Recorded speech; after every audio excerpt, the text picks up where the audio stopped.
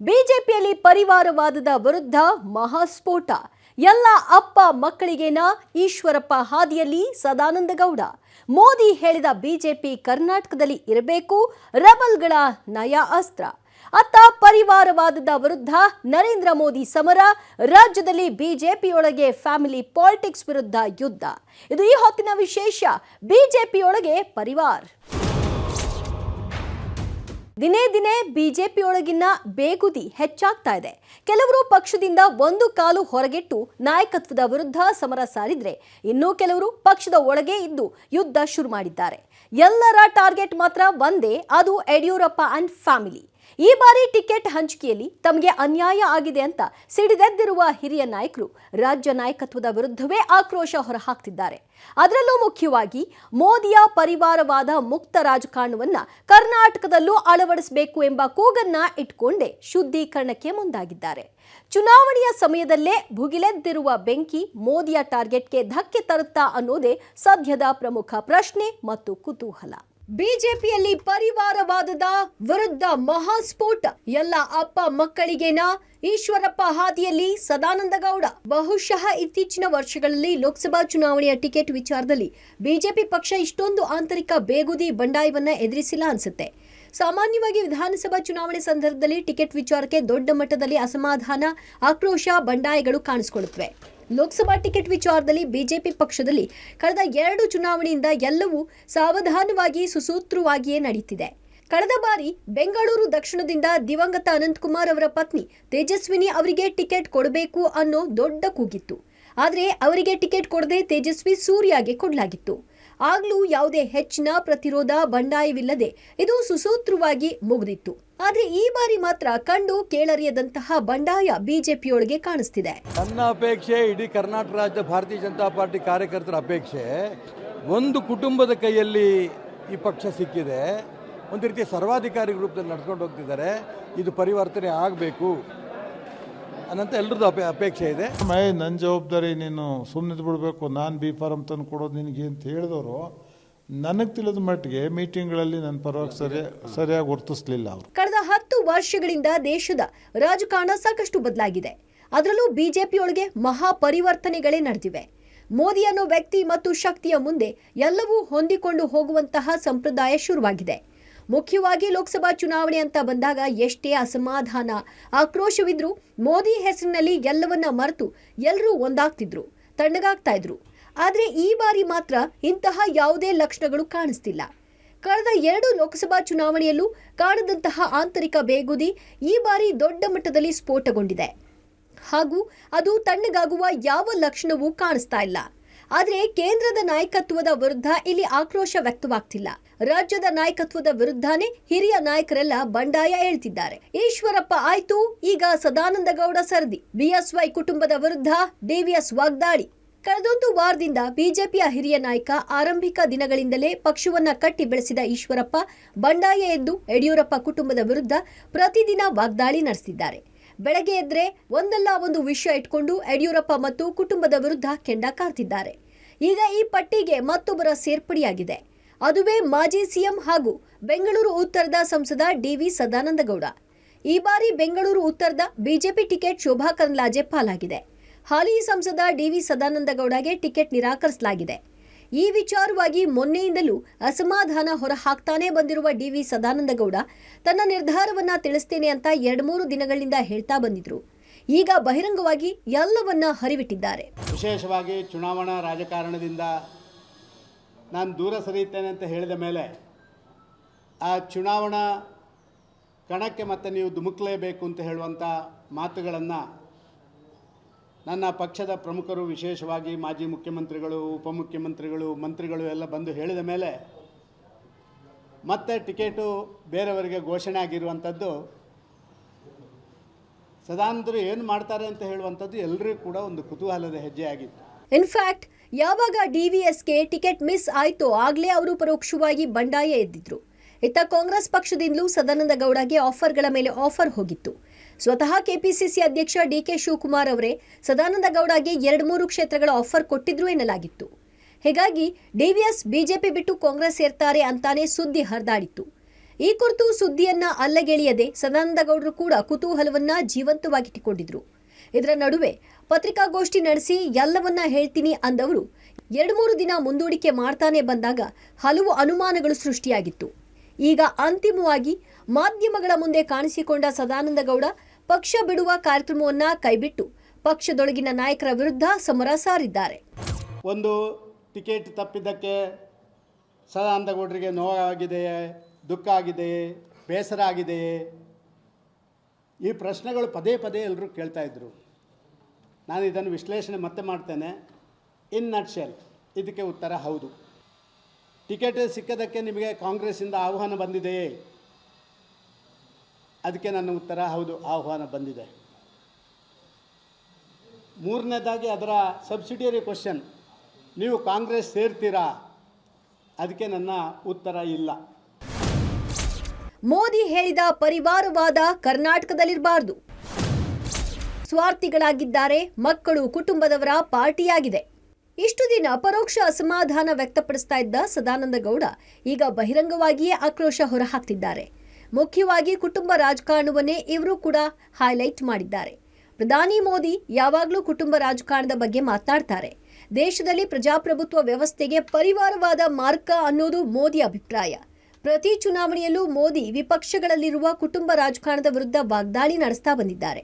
Congress, DMK, SP, RJD ಪಕ್ಷಗಳಲ್ಲಿರುವ ಪರಿವಾರವಾದವೇ ಮೋದಿಯ ಪ್ರಮುಖ ಚುನಾವಣಾ ಅಸ್ತ್ರವೂ ಹೌದು. ಈಗ ಇದೇ ವಿಚಾರವನ್ನ ಸದಾನಂದಗೌಡ ಪ್ರಸ್ತಾಪಿಸಿ ಮೋದಿ ಹೇಳುವ ಈ ಕುಟುಂಬ ರಾಜಕಾರಣ ಕರ್ನಾಟಕ ಬಿಜೆಪಿಯಲ್ಲೂ ಇರಬಾರದು ಅಂತ ಬಿಎಸ್ವೈಗೆ ಪರೋಕ್ಷ ಟಾಂಗ್ ಕೊಟ್ಟಿದ್ದಾರೆ. ಇದಕ್ಕಾಗಿಯೇ ನಾನು ಹೇಳ್ತಾ ಇರುವಂಥದ್ದು, ಮೋದಿಯವರ ಆ ಭಾರತೀಯ ಜನತಾ ಪಾರ್ಟಿ ಅದು ಕರ್ನಾಟಕ ರಾಜ್ಯದಲ್ಲಿ ಇರಬೇಕು. ಮೋದಿಯವರು ಹೇಳಿದಂಥ ಪರಿವಾರವಾದ, ಮೋದಿಯವರು ಹೇಳಿದಂಥ ಭ್ರಷ್ಟಾಚಾರವಾದ, ಮೋದಿಯವರು ಹೇಳಿದಂಥ ಜಾತಿವಾದ, ಇದರಿಂದ ಮುಕ್ತವಾದಂಥ ಒಂದು ಪಕ್ಷ ಅದು ಕರ್ನಾಟಕದಲ್ಲಿ ಭಾರತೀಯ ಜನತಾ ಪಾರ್ಟಿ ಆಗಬೇಕು. ಅದಕ್ಕಾಗಿ ನಿರಂತರವಾದಂಥ ಹೋರಾಟ ನನ್ನ ಕಡೆಯಿಂದ ನಡೆಯುತ್ತಾನೇ ಇರ್ತದೆ. ಬರೀ ಇಷ್ಟು ಮಾತ್ರ ಹೇಳಿ ಡಿವಿಎಸ್ ಸುಮ್ಮನಾಗಲಿಲ್ಲ. ಅದ್ಯಾವ ರೀತಿ ಕರ್ನಾಟಕದಲ್ಲಿ ಕುಟುಂಬ ರಾಜಕಾರಣ ನಡೀತಾ ಇದೆ ಅನ್ನೋದನ್ನು ವಿವರಿಸಿದ್ದಾರೆ. ರಾಜ್ಯದಲ್ಲಿ ಪಕ್ಷದ ಹುದ್ದೆಗಳು, ಸ್ಥಾನಮಾನಗಳು, ಅವಕಾಶಗಳು ಒಂದೇ ಕುಟುಂಬದವರಿಗೆ, ಅವರ ಸಂಬಂಧಿಕರಿಗೆ, ಜಾತಿಯವರಿಗೆ ಮತ್ತು ಚೇಲಾಗಳಿಗೆ ಸಿಗ್ತಾ ಇದೆ. ಇದರ ವಿರುದ್ಧ ತಾನು ಪಕ್ಷದೊಳಗೆ ಹೋರಾಟ ಶುರು ಮಾಡಿರುವುದಾಗಿ ಹೇಳಿದ್ದಾರೆ. ಪಕ್ಷದ ಚುಕ್ಕಾಣಿ ಹಿಡಿದಿರುವ ಯಡಿಯೂರಪ್ಪ ಕುಟುಂಬಕ್ಕೇನೆ ನೇರವಾಗಿ ಟಾಂಗ್ ಕೊಟ್ಟು ಈ ಮಾತುಗಳನ್ನು ಆಡಿದ್ದಾರೆ. ಪಕ್ಷ ಕರ್ನಾಟಕ ರಾಜ್ಯದಲ್ಲಿ ಸ್ವಲ್ಪ ಇದರ ಜವಾಬ್ದಾರಿ ವಹಿಸಿಕೊಂಡವರೆಲ್ಲ ಸ್ವಾರ್ಥಿಗಳಾಗಿದ್ದಾರೆ. ಅದು ತಾನು ತನ್ನ ಮಕ್ಕಳಿಗೆ, ತನ್ನ ಕುಟುಂಬದವರಿಗೆ, ತನ್ನ ಜಾತಿಯವರಿಗೆ, ನಮ್ಮ ಸಂಬಂಧಿಕರಿಗೆ, ನನ್ನ ಚೇಲಗಳಿಗೆ ಇರುವಂಥ ಪಾರ್ಟಿ ಅಂತ ಹೇಳುವಂಥದ್ದನ್ನು ಮಾಡುವಂಥದ್ದು ಕರ್ನಾಟಕದ ಸಾಮಾನ್ಯ ಜನ ಮಾತಾಡುವಂಥ ಕೆಲಸ ಕಾರ್ಯಗಳಾಗಿದೆ. ಇದರಿಂದ ಮುಕ್ತ ಆಗಬೇಕು ಈ ಪಾರ್ಟಿ. ಹೇಗೆ ನರೇಂದ್ರ ಮೋದಿಯವರು ಮೇರಾ ದೇಶ್ ಮೇರಾ ಪರಿವಾರ ಅಂತ ಹೇಳ್ತಾರಲ್ಲ, ಈ ಮೇರಾ ದೇಶ್ ಮೇರಾ ಪರಿವಾರ ಆಗಬೇಕು ಕರ್ನಾಟಕದಲ್ಲಿ ಕೂಡ ಬಿಜೆಪಿ. ಇದು ನೋವಿದೆ ನನಗೆ, ಹೇಳಲಿಕ್ಕೆ ಯಾರಿಗೂ ಧೈರ್ಯ ಇಲ್ಲ. ಶುದ್ಧೀಕರಣ ಮಾಡುವುದಾಗಿ ಹೇಳಿದ ಡಿವಿಎಸ್, ಚುನಾವಣೆ ನಂತರ ರಾಜ್ಯಾಧ್ಯಕ್ಷರು ಬದಲಾಗ್ತಾರಾ? ಇನ್ನು ತಮ್ಮ ಪಕ್ಷದ ರಾಜ್ಯ ನಾಯಕತ್ವದ ವಿರುದ್ಧ ಇಷ್ಟೆಲ್ಲ ಆರೋಪ ಮಾಡಿದ ಮೇಲೆ ಇದನ್ನ ಸರಿಪಡಿಸಲು ತಾವೇ ಅಖಾಡಕ್ಕೆ ಇಳಿಯೋದಾಗಿಯೂ ಹೇಳಿದ್ದಾರೆ. ಮೋದಿಯ ಆಶಯದಂತೆ ಕರ್ನಾಟಕದಲ್ಲಿ ಬಿಜೆಪಿ ಪಕ್ಷವು ಪರಿವಾರದಿಂದ ಮುಕ್ತವಾಗಬೇಕು. ಅದಕ್ಕಾಗಿ ತಾನು ಶುದ್ಧೀಕರಣ ಕಾರ್ಯವನ್ನ ಶುರು ಮಾಡುವುದಾಗಿ ಘೋಷಿಸಿದ್ದಾರೆ. ತನ್ನ ಜೊತೆ ಬಹಳಷ್ಟು ಮಂದಿ ಸೇರಿಕೊಳ್ಳಲಿದ್ದಾರೆ ಅಂತಾನೂ ವಿಶ್ವಾಸ ವ್ಯಕ್ತಪಡಿಸಿದ್ದಾರೆ ಸದಾನಂದಗೌಡ. ತುಂಬ ಜನ ಪ್ರಶ್ನೆ ಮಾಡಬಹುದು, ಸದಾನಂದ್ರ ಏನು ಮಾಡ್ತಾರಪ್ಪ, ಬೇರೆಯವರು ಭಾರಿ ಜೋರು ಮಾತಾಡುವವರೆಲ್ಲ ಬಿ ಜೆ ಪಿಯಲ್ಲಿದ್ದಾರೆ, ಸದಾನಂದಗೌಡರು ಏನು ಮಾಡ್ಯಾರು ಅಂತ ಹೇಳುವಂಥದ್ದೊಂದು ಮಾತಿದೆ. ನೀವು ಹೇಳ್ಬೋದು, ಈ ಶುದ್ಧೀಕರಣದ ಅಭಿಯಾನ ಇದಕ್ಕೆ ವೇಗ ಕೊಡಲಿಕ್ಕೆ ಸದಾನಂದಗೌಡರಿಂದ ಮಾತ್ರವೇ ಸಾಧ್ಯ ಹೊರತು, ಯಾಕೆ ವಿಚಾರ ಆಧಾರಿತವಾದಂಥ ಯಾವುದೇ ಒಂದು ಅಪೇಕ್ಷೆ ಇಲ್ಲದೆ ಪಕ್ಷಕ್ಕಾಗಿ ಕೆಲಸ ಮಾಡುವಂಥ ಒಬ್ಬ ನಿಷ್ಠಾವಂತ ಕಾರ್ಯಕರ್ತ ಆದ ಕಾರಣ ಇದಕ್ಕೆ ವೇಗ ಕೊಡಲಿಕ್ಕೆ ಸದಾನಂದಗೌಡರಿಂದ ಈ ಶುದ್ಧೀಕರಣಕ್ಕೆ ಸಾಧ್ಯ ಅಂತ ನಾನು ಹೇಳಲಿಕ್ಕೆ ಇಚ್ಛಪಡ್ತಾ ಇದ್ದೇನೆ. ಶುದ್ಧೀಕರಣ ಇದು ಸಿಂಗಲ್ ಮ್ಯಾನ್ ಆರ್ಮಿಯಾ ಅಂತ ನೀವು ಕೇಳ್ಬೋದು. ಸಿಂಗಲ್ ಮ್ಯಾನ್ ಆರ್ಮಿ ಅಲ್ಲ. ನೀವು ನೋಡಿದಿರಿ, ನಮ್ಮಲ್ಲಿ ಪೂಜೆ ಮಾಡಲಿಕ್ಕೆ ಒಂದಷ್ಟು ಪುರೋಹಿತರು ಬರ್ತಾರೆ, ಆದರೆ ಆ ಶುದ್ಧೀಕರಣ ಮಾಡುವಂಥವ್ರು ಒಬ್ಬರು ಪ್ರಮುಖ ಪುರೋಹಿತರು ಮಾತ್ರ ಶುದ್ಧೀಕರಣ ಮಾಡ್ತಾರೆ, ಬಾಕಿಯೆಲ್ಲ ಪುರೋಹಿತರಿದ್ದಾರೆ. ಈಗಲೂ ಕೂಡ ನನ್ನ ಪಾರ್ಟಿಯಲ್ಲಿ ಒಂದಷ್ಟು ಜನ ಈ ಶುದ್ಧೀಕರಣದ ಕಡೆ ಹೋಗಬೇಕು ಅಂತ ಹೇಳುವಂಥ ಮಾನಸಿಕತೆಯಲ್ಲಿರುವಂಥದ್ದನ್ನಿದ್ದಾರೆ. ಅವರ ಹೆಜ್ಜೆಗಳು ಸ್ವಲ್ಪ ಸ್ವಲ್ಪ ಅಲ್ಲಿ ಬೇರೆ ಬೇರೆ ಆಗಿರ್ಬೋದು. ಆದರೆ ಇದು ಒಂದು ಹಂತದಲ್ಲಿ ಕ್ರೋಢೀಕರಣ ಆಗ್ತದೆ ಅಂತ ನಾನು ಭಾವಿಸ್ತಾ ಇದ್ದೇನೆ. ಬಿಜೆಪಿಯಲ್ಲಿ ಪಕ್ಷವನ್ನ ಕಟ್ಟಿದವರು, ಪಕ್ಷಕ್ಕಾಗಿ ದುಡಿದವರು ಬಹಳಷ್ಟು ಮಂದಿ ಇದ್ದಾರೆ. ಆದರೆ ಅವರಿಗೆ ಸೂಕ್ತ ಸ್ಥಾನಮಾನ ಸಿಗ್ತಾ ಇಲ್ಲ ಅಂತ ಆರೋಪಿಸಿರುವ ಸದಾನಂದ ಗೌಡ ಇದು ಸರಿ ಹೋಗುವವರೆಗೂ ಹೋರಾಡುವುದಾಗಿ ಹೇಳಿದ್ದಾರೆ. ಕರ್ನಾಟಕ ರಾಜ್ಯದಲ್ಲಿ ಮೇರ ಪರಿವಾರಕ್ಕೆ ನನ್ನ ಪಕ್ಷ ಆಗಬಾರ್ದು, ನನ್ನ ಪರಿವಾರಕ್ಕೆ ನನ್ನ ಪಕ್ಷ, ನನ್ನ ಮನೆಯವರಿಗೆ ನನ್ನ ಪಕ್ಷ, ನನ್ನ ಜಾತಿಯವರಿಗೆ ನನ್ನ ಪಕ್ಷ ಆಗಬಾರ್ದು. ಸೋಷಿಯಲ್ ಇಕ್ವೇಷನ್ಸ್, ಜಾತಿ ಸಮೀಕರಣ ನಡಿಬೇಕು. ಭಾರತೀಯ ಜನತಾ ಪಾರ್ಟಿಯನ್ನು ಕಟ್ಟಿ ಬೆಳೆಸಿದಂಥ ಆ ಬೇರೆ ಬೇರೆ ಜನರಿಗೆ ಇವತ್ತು ಅವಕಾಶಗಳು ಲಭ್ಯ ಆಗಬೇಕು. ನಾನೊಬ್ಬ ಸಾಮಾನ್ಯ ಕಾರ್ಯಕರ್ತನಾಗಿ ಆದರೂ ಇದರ ಪರವಾಗಿ ಹೋರಾಟ ಮಾಡ್ತೇನೆ. ಸಮಾನ ಮನಸ್ಕರನ್ನು ಆಹ್ವಾನ ಮಾಡ್ತೇನೆ. ಈ ಬಾರಿಯ ಲೋಕಸಭಾ ಚುನಾವಣೆವರೆಗೆ ನಾವೆಲ್ಲ ಒಟ್ಟಾಗಿ ಒಂದಾಗಿ ಕೆಲಸ ಮಾಡೋಣ. ಅದರ ನಂತರ ಶುದ್ಧೀಕರಣದ ವ್ಯವಸ್ಥೆಗೆ ನಾವು ಅತ್ಯಂತ ವೇಗವಾದಂಥ ಹೆಜ್ಜೆಗಳನ್ನು ಕೊಡೋಣ.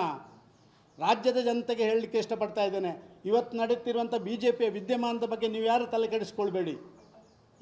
ಕೆಡಿಸ್ಕೊಳ್ಬೇಡಿ. ಮೋದಿಯವರ ಚುನಾವಣೆ ಇದು.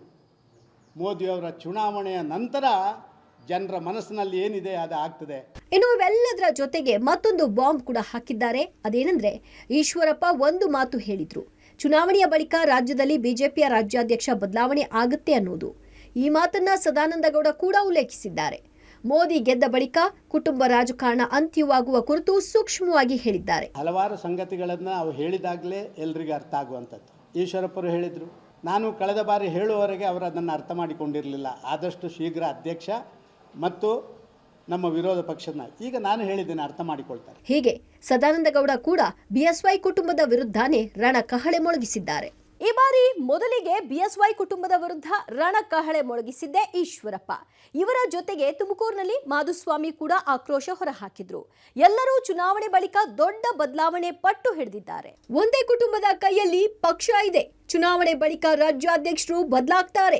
ಬಿಎಸ್ವೈ ಕುಟುಂಬದ ವಿರುದ್ಧ ಈಶ್ವರಪ್ಪ ಕಹಳೆ. ರಾಜ್ಯದಲ್ಲಿ ಬಿಎಸ್ವೈ ಕುಟುಂಬದ ವಿರುದ್ಧ ಪಕ್ಷದೊಳಗೆ ಈ ಹಿಂದೆನೂ ಹಲವು ಬಾರಿ ಅಸಮಾಧಾನಗಳು ವ್ಯಕ್ತವಾಗಿದ್ರು ಇಷ್ಟು ದೊಡ್ಡ ಮಟ್ಟಕ್ಕೆ ಹೋಗಿರಲಿಲ್ಲ. ಕಳೆದ ವಿಧಾನಸಭಾ ಚುನಾವಣೆ ಮುಗಿದ ಮೇಲೂ ಅಲ್ಲಲ್ಲಿ ಬಿಎಸ್ವೈ ವಿರುದ್ಧ ಆಕ್ರೋಶಗಳು ಹೊರಬಂದಿದ್ವು. ನಂತರ ತಣ್ಣಗಾಯಿತು. ಇದರ ನಡುವೆ ತಮ್ಮ ಪುತ್ರನನ್ನೇ ರಾಜ್ಯಾಧ್ಯಕ್ಷ ಮಾಡುವಲ್ಲಿ ಬಿಎಸ್ವೈ ಯಶಸ್ವಿಯೂ ಆದ್ರು. ಆದರೆ ಲೋಕಸಭಾ ಚುನಾವಣೆ ಹೊಸ್ತಿಲಲ್ಲಿ ಟಿಕೆಟ್ ವಂಚಿತರು ಅಪ್ಪ ಮಕ್ಕಳ ವಿರುದ್ಧ ರಣಕಹಳೆಯನ್ನೇ ಮೊಳಗಿಸಿದ್ದಾರೆ. ಇವರಲ್ಲಿ ಪ್ರಥಮರು ಒಂದು ಕಾಲದ ಬಿಎಸ್ವೈ ಆಪ್ತ ಈಶ್ವರಪ್ಪ. ನನ್ನ ಅಪೇಕ್ಷೆ, ಇಡೀ ಕರ್ನಾಟಕ ರಾಜ್ಯದ ಭಾರತೀಯ ಜನತಾ ಪಾರ್ಟಿ ಕಾರ್ಯಕರ್ತರ ಅಪೇಕ್ಷೆ, ಒಂದು ಕುಟುಂಬದ ಕೈಯಲ್ಲಿ ಈ ಪಕ್ಷ ಸಿಕ್ಕಿದೆ. ಒಂದು ರೀತಿಯ ಸರ್ವಾಧಿಕಾರಿ ರೂಪದಲ್ಲಿ ನಡ್ಕೊಂಡು ಹೋಗ್ತಿದ್ದಾರೆ. ಇದು ಪರಿವರ್ತನೆ ಆಗಬೇಕು ಅನ್ನೋಂಥ ಎಲ್ಲರದ್ದು ಅಪೇಕ್ಷೆ ಇದೆ. ಅದೇ ನಂದು ಅಪೇಕ್ಷೆ ಇದೆ. ಈ ಚುನಾವಣೆ ಮುಗೀತಿದ್ದಂಗೆ ನನಗೆ ರಾಜ್ಯದಲ್ಲಿ ಭಾರತೀಯ ಜನತಾ ಪಾರ್ಟಿ ಪರಿವರ್ತನೆ ಆಗಿ ಮುಂದಿನ ವಿಧಾನಸಭಾ ಚುನಾವಣೆಯಲ್ಲಿ ಎಲ್ಲರೂ ಒಟ್ಟಿಗೆ ಕೂತ್ಕೊಂಡು ಒಟ್ಟಿಗೆ ಅಭಿಪ್ರಾಯಗಳನ್ನ ಹೇಳಿ ರಾಜ್ಯದ ವಿಧಾನಸಭೆನ ಬಿಜೆಪಿ ನಾವು ಹಿಡಿತೀವಿ ಅನ್ನೋ ವಿಶ್ವಾಸ ನನಗಿದೆ. ತಮ್ಮ ಪುತ್ರನಿಗೆ ಟಿಕೆಟ್ ಕೈ ತಪ್ಪಿದಾಗಿನಿಂದಲೂ ಈಶ್ವರಪ್ಪ ಒಂದೇ ಸಮನೆ ಯಡಿಯೂರಪ್ಪ ವಿರುದ್ಧ ಗುಡುಕ್ತಾನೆ ಇದ್ದಾರೆ. ಈ ಹಿಂದೆ ಬಿಎಸ್ವೈ ಕೆಜೆಪಿ ಕಟ್ಟಿದಾಗಲೂ ಈಶ್ವರಪ್ಪ ಇಂತಹ ಟೀಕೆಗಳನ್ನ ಮಾಡಿದ್ರು. ಈಗ ಮತ್ತೆ ತನ್ನ ಹಳೆ ಸ್ನೇಹಿತನ ವಿರುದ್ಧ ಕುಟುಂಬ ರಾಜಕಾರಣದ ಆರೋಪವನ್ನ ಪ್ರತಿದಿನ ಮಾಡ್ತಿದ್ದಾರೆ. ಚುನಾವಣೆ ಬಳಿಕ ರಾಜ್ಯಾಧ್ಯಕ್ಷರು ಬದಲಾವಣೆಯಾಗ್ತಾರೆ ಅಂತಾನೂ ಈಶ್ವರಪ್ಪ ಹೇಳಿದ್ದಾರೆ. ಈಗ ಸದಾನಂದ ಗೌಡ ಇದನ್ನೇ ಹೇಳಿರೋದು ಚುನಾವಣೆ ಬಳಿಕ ರಾಜ್ಯ ಬಿಜೆಪಿಯೊಳಗೆ ದೊಡ್ಡ ಪರಿವರ್ತನೆಯಾಗಲಿದೆಯಾ ಅನ್ನೋ ಸಂದೇಹ ಮೂಡಿಸಿದೆ. ರಾಜ್ಯದ ಅಧ್ಯಕ್ಷರು ಬದಲಾವಣೆ ಆಗ್ತಾರೆ ಅನ್ನೋಂಥ ಅಂಶವೂ ಕೂಡ ಇಡೀ ರಾಜ್ಯದಲ್ಲಿ ಚರ್ಚೆ ಆಗ್ತದೆ. ಈ ಪ್ರಯತ್ನ ನಾನು ಮಾಡ್ತಾ ಇದ್ದೇನೆ. ಅವ್ರು ಬದಲಾವಣೆ ಆಗೋದು ಬಿಡೋದು ಕೇಂದ್ರದವ್ರು ತೀರ್ಮಾನ ಮಾಡಬೇಕು. ಯಾಕೆಂತಂದರೆ 6 ತಿಂಗಳು ತನಕನೂ ಕೂಡ ರಾಜ್ಯಾಧ್ಯಕ್ಷ ಸ್ಥಾನ ಖಾಲಿ ಇಟ್ಕೊಂಡು ಬಲವಂತ ಮಾಡಿ ಯಡಿಯೂರಪ್ಪನವರು ತನ್ನ ಮಗನ್ನೇ ತಂದು ಮಾಡಿಕೊಡ್ರಲ್ಲ, ಇದು ಇಡೀ ರಾಜ್ಯದ ಎಲ್ಲ ಕಾರ್ಯಕರ್ತರು ನೋವಿದೆ. ಕೆಲಸ ಮಾಡಿದಂಥ ಯತ್ನಾಳ್ ಮಾಡಲಿಲ್ಲ ರಾಜ್ಯಾಧ್ಯಕ್ಷರು. ಬಹಳ ಪ್ರಯತ್ನ ಮಾಡ್ತಾ ಇದ್ದಂಥ CT ರವಿ ರಾಜ್ಯಾಧ್ಯಕ್ಷರು ಅವ್ರಿಗೆ ಮಾಡಲಿಲ್ಲ.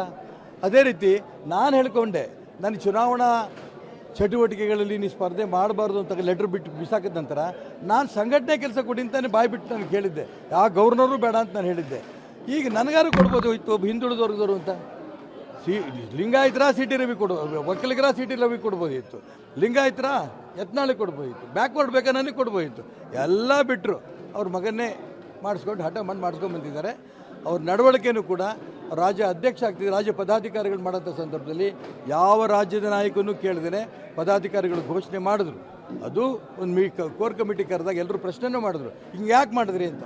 ತಪ್ಪಾಯಿತು ಅಂದರು. ಬಿಎಸ್ವೈ ವಿರುದ್ಧ ತಿರುಗಿ ಬಿದ್ದಿರುವ ಮಾಧುಸ್ವಾಮಿ. ಇನ್ನು ಇತ್ತ ಬಿಎಸ್ವೈ ವಿರುದ್ಧ ರಣಕಹಳೆ ಮೊಳಗಿಸಿದ ಹಿರಿಯರಲ್ಲಿ ತುಮಕೂರಿನ ಮಾಧುಸ್ವಾಮಿ ಕೂಡ ಒಬ್ರು. ತುಮಕೂರಿನಿಂದ ಮಾಧುಸ್ವಾಮಿಗೆ ಟಿಕೆಟ್ ಕೊಡಿಸೋದಾಗಿ ಬಿಎಸ್ವೈ ಮಾತು ಕೊಟ್ಟಿದ್ರಂತೆ. ಆದರೆ ಈಗ ಸೋಮಣ್ಣಗೆ ಕೊಟ್ಟಿದ್ದಾರೆ. ಕನಿಷ್ಠ ಸೌಜನ್ಯಕ್ಕಾದರೂ ಕರೆದು ಯಾಕೆ ಟಿಕೆಟ್ ಕೊಡ್ಲಿಲ್ಲ ಅಂತ ಯಡಿಯೂರಪ್ಪ ಮಾತನಾಡಲಿಲ್ಲ ಅನ್ನೋ ಸಿಟ್ಟು ಮಾಧುಸ್ವಾಮಿಯದ್ದು. ನನ್ನ ಸಂಕಟ ನನ್ನ ನೋವಿರೋದು ಸನ್ಮಾನ್ಯ ಯಡಿಯೂರಪ್ಪನವ್ರ ಮೇಲೆ ಮಾತ್ರ. ಯಾತಕ್ಕೆ ನನ್ನ ಸುಮ್ಮನಿದ್ದವನ್ನ ಮನೇಲಿದ್ದವನ್ನ ಕರ್ಕೊಂಡೋಗಿ 3-4 ಸಲ ಫೋನ್ ಮಾಡಿ ಕರೆಸ್ಕೊಂಡು ಈ ಥರ ಮಾಡಿದ್ರು. ಅವ್ರು ಹೇಳ್ಬೇಕು ನನಗೆ ಏನು ಮಾಡಿದ್ದೆ ನಾನು ಯಡಿಯೂರಪ್ಪನವ್ರಿಗೆ ಅಂಥದ್ದು ಕೆಟ್ಟದ್ದು ಮಾಡೋವಂಥದ್ದು. ಯಾಕೆ ನನ್ನ ಪಾರ್ಲಿಮೆಂಟ್ ಕ್ಯಾಂಡಿಡೇಟೇ ಅಲ್ಲ ಅಂದವನ್ನ ಒತ್ತಾಯ ಮಾಡಿ ನೀನು ನಿಲ್ಲೇಬೇಕು ಅಂತೇಳಿ ಈ ರೀತಿ ಅವಮಾನ ಮಾಡೋಕ್ಕೆ ಏನು ಕಾರಣ? ಆಯಿತು, ಆಗಲಿಲ್ಲ, ಯಾವುದೋ ಸನ್ನಿವೇಶ ಅವ್ರಿಗೆ ಬಂತು, ನನಗೆ ಕೊಡೋಕ್ಕಾಗದಂಥದ್ದು. ಕನಿಷ್ಠ ನಾನು ಕರೆಸಿ ಮಾತಾಡೋಕ್ಕೇನು ತೊಂದರೆ ಆಗಿತ್ತು, ಚರ್ಚೆ ಮಾಡೋಕ್ಕೇನು ತೊಂದರೆ ಆಗಿತ್ತು? ಇಷ್ಟೊಂದು ಅವಮಾನ ಮಾಡಬೇಕಾ ಅನ್ನೋದು ನನಗೆ ಸಂಕಟ ಐತೆ ಅಶೋಕ್. ನೀವೆಲ್ಲ ಅದಕ್ಕೆ ಉತ್ತರ ಹೇಳೋಕ್ಕಾಗಲ್ಲ. ಸನ್ಮಾನ್ಯ ಯಡಿಯೂರಪ್ಪನವ್ರು ಮಾತಾಡಿದ್ರೆ ನಾನು ಅವರು 1-to-1 ಮಾತಾಡ್ಬೋದಾಗಿತ್ತು. ಅವ್ರಿಗೆ ಮಾತಾಡೋಷ್ಟು ಸೌಜನ್ಯ ಇಲ್ಲದ ಮೇಲೆ ನೀವು ಬಂದು ಏನು ಮಾಡ್ತೀರಿ? ನಾನು ಯಾವತ್ತೂ BJP ಅವ್ರು ಹೇಳಿದಿರಿ ಅಂತ ಮಾತಾಡಿಲ್ಲ. ನನಗೆ ಪಕ್ಷದವ್ರು ಯಾರು ಬಂದು ನೀವು ಅಭ್ಯರ್ಥಿಯಾಗಿಂತ ಕೇಳಲೂ ಇಲ್ಲ. ಕೇಳಿದ್ದು ಯಡಿಯೂರಪ್ಪ, ಮಾತುಕತೆ ಮಾಡಿದ್ದು ಯಡಿಯೂರಪ್ಪನವರು. ಪಕ್ಷದವ್ರನ್ನ ಸಂಪರ್ಕ ಮಾಡಲ್ಲ ಅಂದರೆ ಬೇಡ, ನಾನು ಅದಕ್ಕಿರೋದು, ನಾನು B ಫಾರಂ ತಂದುಕೊಡ್ತೀನಿ ಅಂತ ನಾವು 7 ಜನ ಅಸೆಂಬ್ಲಿ ನಿಂತಿದ್ದ ಹೋದಾಗ ಹೇಳಿದ್ರು ಯಡಿಯೂರಪ್ಪನವರು. ಹೀಗೆ ಬಿಜೆಪಿ ಪಕ್ಷದೊಳಗೆ ಒಬ್ಬೊಬ್ಬರೇ ಹಿರಿಯರು ಬಂಡಾಯ ಹೇಳ್ತಿದ್ದಾರೆ. ಕೆಲವರು ಪಕ್ಷದಿಂದ ಒಂದು ಕಾಲು ಹೊರಗಿಟ್ಟು ಬಿಎಸ್ವೈ ಫ್ಯಾಮಿಲಿ ವಿರುದ್ಧ ಗುಡುತ್ತಿದ್ರೆ, ಮತ್ತೆ ಕೆಲವರು ಪಕ್ಷದೊಳಗಿದ್ದುಕೊಂಡೇ ಶುದ್ಧೀಕರಣಕ್ಕೆ ಹೊರಟಿದ್ದಾರೆ. ಲೋಕಸಭಾ ಚುನಾವಣೆ ಸಮಯದಲ್ಲೇ ಮೊದಲ ಬಾರಿಗೆ ರಾಜ್ಯ ಬಿಜೆಪಿಗೆ ಇಂತಹದ್ದೊಂದು ಫ್ಯಾಮಿಲಿ ಪಾಲಿಟಿಕ್ಸ್ ನ ಕಂಟಕ ಬಂದಿದೆ. ಇದು ಚುನಾವಣೆಯ ಫಲಿತಾಂಶದ ಮೇಲೆ ಪ್ರಭಾವ ಬೀರುತ್ತಾ? ಬಿದ್ರೆ ಏನಾಗುತ್ತೆ? ಆ ಕುರಿತ ರಿಪೋರ್ಟ್ ಇಲ್ಲಿದೆ. ಇದ್ದಕ್ಕಿದ್ದಂತೆ ಸ್ಫೋಟಗೊಂಡಿದ್ದೇಕೆ ಪರಿವಾರ್ ಬಾಂಬ್? ಚುನಾವಣೆ ಮುಗಿದ ಮೇಲೆ ಆಗುತ್ತಾ ಚೇಂಜ್? ಹೌದು, ಬಿಎಸ್ ಯಡಿಯೂರಪ್ಪ ರಾಜ್ಯ ಬಿಜೆಪಿಯ ಅತ್ಯಂತ ಪ್ರಭಾವಿ ನಾಯಕ ಅನ್ನೋದ್ರಲ್ಲಿ 2 ಮಾತಿಲ್ಲ. ಇವರಿಂದಾಗಿಯೇ ಬಿಜೆಪಿ ದಕ್ಷಿಣ ಭಾರತದಲ್ಲಿ ನೆಲೆ ಕಂಡುಕೊಂಡದ್ದು, ದಕ್ಷಿಣ ಭಾರತದ ರಾಜ್ಯದಲ್ಲಿ ಸರ್ಕಾರ ರಚಿಸುವಂತಾಗಿದ್ದು. ಹೀಗೆ ಬಿಜೆಪಿ ಪಕ್ಷದ ಇವತ್ತಿನ ಸ್ಥಿತಿಗೆ ಯಡಿಯೂರಪ್ಪ ಕೊಡುಗೆ ದೊಡ್ಡದೇ ಇದೆ. ಆದರೆ ಇದೇ ಸಂದರ್ಭದಲ್ಲಿ ಬಿಎಸ್ವೈ ವಿರುದ್ಧ ಕುಟುಂಬ ರಾಜಕಾರಣ, ಸ್ವಜನ ಪಕ್ಷಪಾತದ ಆರೋಪ ಪಕ್ಷದೊಳಗಿಂದಾನೇ ಬಂದಿದೆ. ಅದು ಕೂಡ ದೊಡ್ಡ ಮಟ್ಟದಲ್ಲಿ. ಒಬ್ಬ ಪುತ್ರ ಶಿವಮೊಗ್ಗ ಸಂಸದ, ಮತ್ತೊಬ್ಬ ಪುತ್ರ ರಾಜ್ಯಾಧ್ಯಕ್ಷರು, ಆಪ್ತರಿಗೆ ಟಿಕೆಟ್, ಹೀಗೆ ತಮ್ಮ ಕುಟುಂಬ ಮತ್ತು ಸ್ನೇಹಿತರಿಗೆ ಎಲ್ಲವನ್ನ ಬಿಎಸ್ವೈ ಕೊಡ್ತಿದ್ದಾರೆ ಅಂತ ಹಿರಿಯರು ಆರೋಪಿಸುತ್ತಿದ್ದಾರೆ. ಆದರೆ ಅಂಥದ್ಯಾವುದು ಇಲ್ಲ ಅಂತ ಮಾಜಿ ಸಚಿವ ಅಶ್ವಥ್ ನಾರಾಯಣ್ ಸಮರ್ಥನೆ ಮಾಡಿಕೊಂಡಿದ್ದಾರೆ.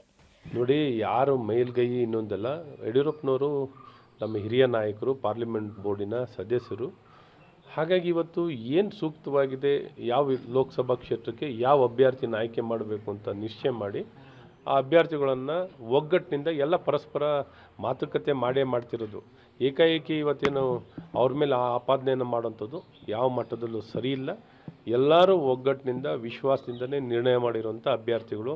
ಹಾಗಾಗಿ ಯಾರನ್ನೂ ಯಾರ ಮೇಲೂ ಬೆರಳು ತೋರಿಸುವಂಥ ರೀತಿಯಲ್ಲಿ ಪಕ್ಷದಲ್ಲಿ ನಿರ್ಣಯ ಆಗಿಲ್ಲ. ಎಲ್ಲರೂ ಒಟ್ಟಿಗೆ ಸೇರಿ ನಿರ್ಣಯ ಮಾಡಿರುವಂಥ ಅಭ್ಯರ್ಥಿಗಳು. ಲೋಕ ಚುನಾವಣೆ ಹೊಸ್ತಿಲಲ್ಲೇ ಈ ರೀತಿ ಹಿರಿಯ ಮುಖಂಡರು ಬಂಡಾಯ ಹೇಳ್ತಿರೋದು ಪಕ್ಷಕ್ಕೆ ಡ್ಯಾಮೇಜ್ ಮಾಡುತ್ತಾ ಅನ್ನೋ ಚರ್ಚೆ ಶುರುವಾಗಿದೆ. ಅದರಲ್ಲೂ ಕನಿಷ್ಠ 25 ಸೀಟುಗಳನ್ನಾದರೂ ಈ ಬಾರಿ ಕರ್ನಾಟಕದಲ್ಲಿ ಗೆಲ್ಲಬೇಕು ಅಂತ ಬಿಜೆಪಿ ಟಾರ್ಗೆಟ್ ಇಟ್ಕೊಂಡಿದೆ. ಆದರೆ ಹಿರಿಯರ ಆಕ್ರೋಶದಿಂದ ಇದಕ್ಕೆ ಎಲ್ಲಿ ಧಕ್ಕೆ ಬರುತ್ತೋ ಅನ್ನೋ ಅನುಮಾನವೂ ಇದೆ. ಒಂದು ವೇಳೆ ಕರ್ನಾಟಕದ ಫಲಿತಾಂಶದಲ್ಲಿ ಸ್ವಲ್ಪ ಹೆಚ್ಚು ಕಮ್ಮಿಯಾದ್ರೂ ಮುಂದಿನ ದಿನಗಳಲ್ಲಿ ಬಿಜೆಪಿಯಲ್ಲಿ ದೊಡ್ಡ ಮಟ್ಟದಲ್ಲಿ ಬದಲಾವಣೆಯಾಗಬಹುದು ಅನ್ನೋದು ಕೆಲ ಅಸಮಾಧಾನಿತ ಹಿರಿಯರ ಲೆಕ್ಕಾಚಾರ. ನೋಡಿದ್ರಲ್ಲ, ಬಿಜೆಪಿಯೊಳಗೆ ಪರಿವಾರವಾದದ ವಿರುದ್ಧ ಆಂತರಿಕ ಬೇಗುದಿ ಹೇಗೆ ಬೇಯ್ತಾ ಇದೆ ಅಂತ.